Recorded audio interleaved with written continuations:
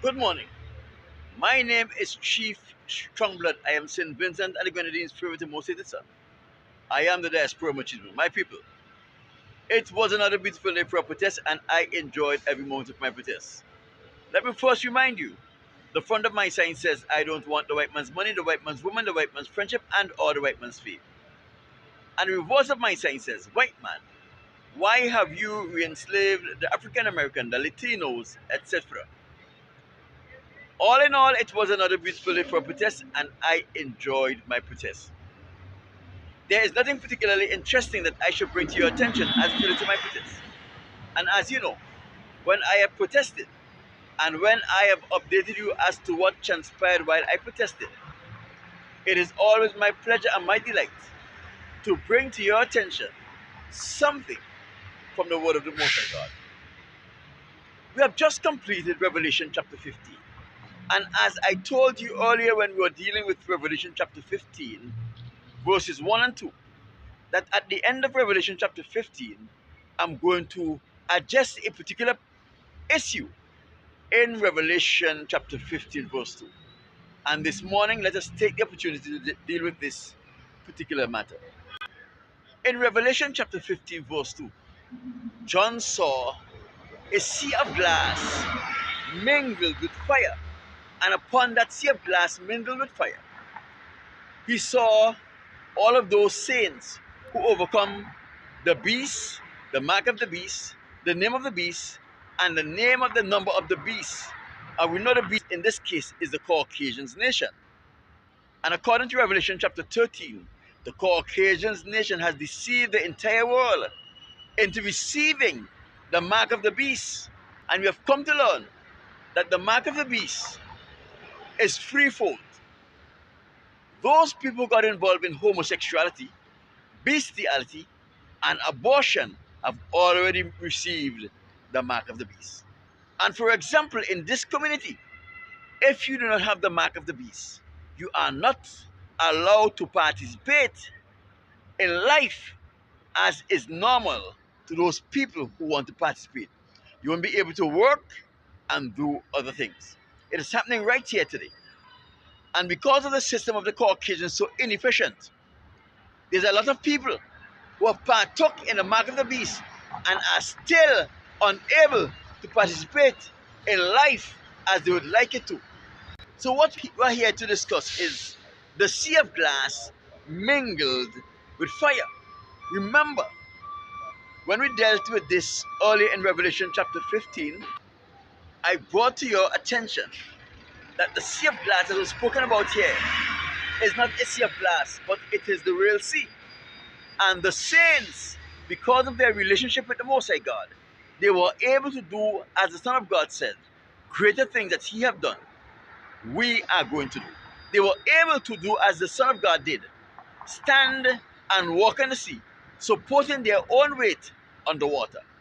The fire that is mingled between the sea is real fire that was actually coming from the sea. And that is what I'm here to explain to you. What John saw and spoke about in Revelation occur in two dimensions. One in the heavens and the other on the earth. So some of the events that John spoke about in Revelation were actually events that occurred in the heaven. And some of the events were events that is going to occur on the earth and have occurred on the earth. This was the second time John spoke of the sea of glass. And I want to inform you that the first time he spoke of the sea of glass was in Revelation chapter 4, verse 6. And he saw a sea of glass before the throne of the Most High God. This was in heaven. But the sea of glass that John saw was not the sea of glass. According to Revelation chapter 21, verses 21, the streets in the kingdom is made of pure gold. And the gold have an appearance as if it was crystal. But it is not crystal, it is pure gold. And there is a reason for this.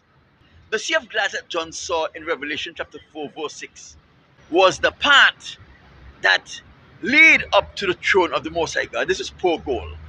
The only reason why it appeared as a sea of crystal. It is because the glory of the Most High God was so magnificent that it penetrated the goal, and it appears as if it was crystal, as if it was a sea of glass. The glory of the Most High God made the pure gold porous, that the beams that radiated from the Most High God was able to penetrate pure gold and make it appear as if it was glass. In Revelation chapter 52, John saw a sea of glass mingled with fire. And I told you before that this is a real occurrence. It was sea and there was fire coming up from the sea. Now, the beast of Revelation chapter 13 is the Caucasian nation. The beast, or the mark of the beast, and the number of the beast, the name of the beast, is related to the Caucasian nation and the activities they are going to get involved in the last days, which was to deceive men, to lose their soul through homosexuality, bestiality, and abortion. Scriptures foretold the destruction of the Caucasian nation. In Jeremiah chapter 41, verse 6 to 28, foretold the destruction of the Caucasian nation.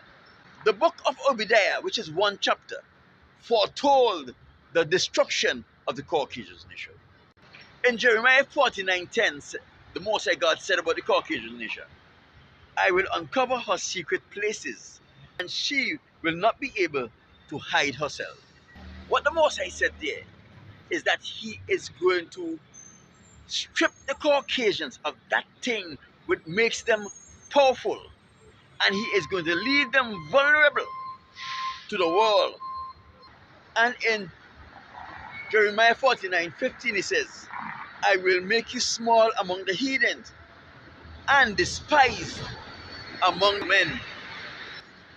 So, all of the wickedness that the Caucasians have done over the years to every nation on the earth, when the Most High stripped away her protection, and the nations remember what the Caucasian nation done to their foreparents, they will be despised by every nation, and those nations will be ready and willing to take vengeance on the Caucasian nation.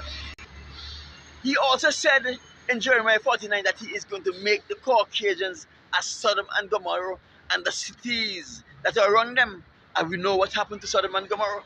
Sodom and Gomorrah was destroyed. Every citizen of Sodom and Gomorrah was destroyed except for Lot and his two daughters. And today, not even a blade of grass is growing there. When the Caucasians see and realize that the prophecy of Jeremiah is coming to pass and the prophecy of Obadiah is coming to pass, they are going to get extremely angry, and they are going to do all in their power to destroy the earth. A time is going to come in this earth's history when the Most High is going to fulfill that which he says in Jeremiah chapter 30 verse 3 and in Amos 9:14. He is going to bring again the captive of Israel and Judah back to Jerusalem.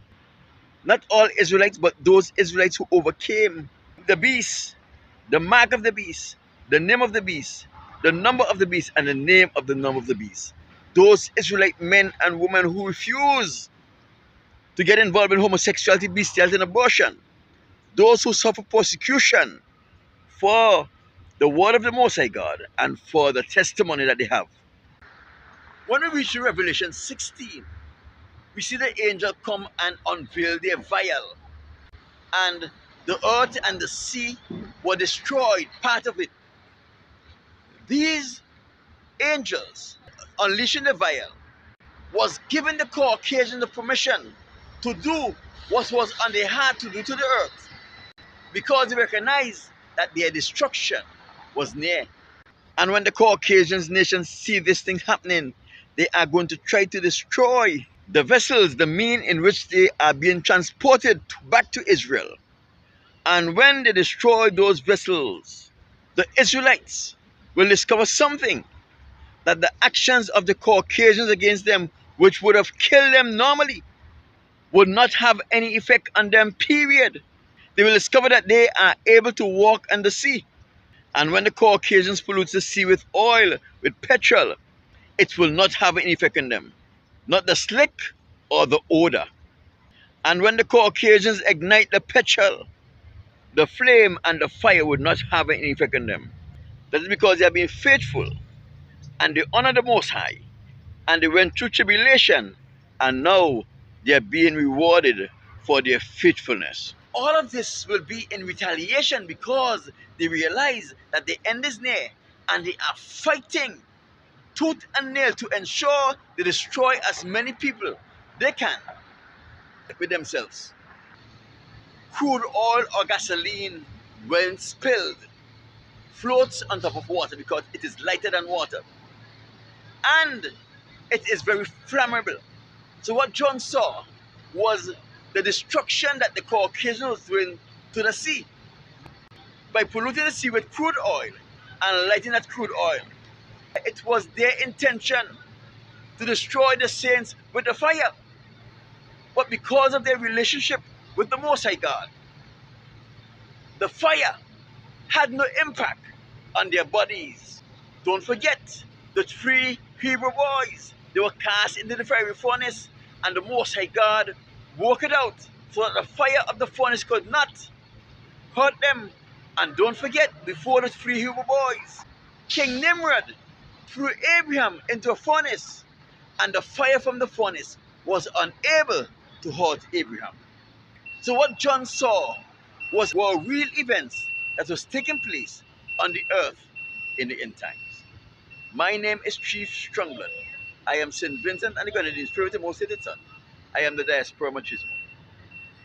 Remember to like this video, share this video. Leave a comment on this video, let me know what are your thoughts about what was said here. There are many more videos like this right here. Go and peruse those videos and let me know what are your thoughts. And remember to like or subscribe based on which social media platform you are viewing this from. And I'll talk to you on Monday.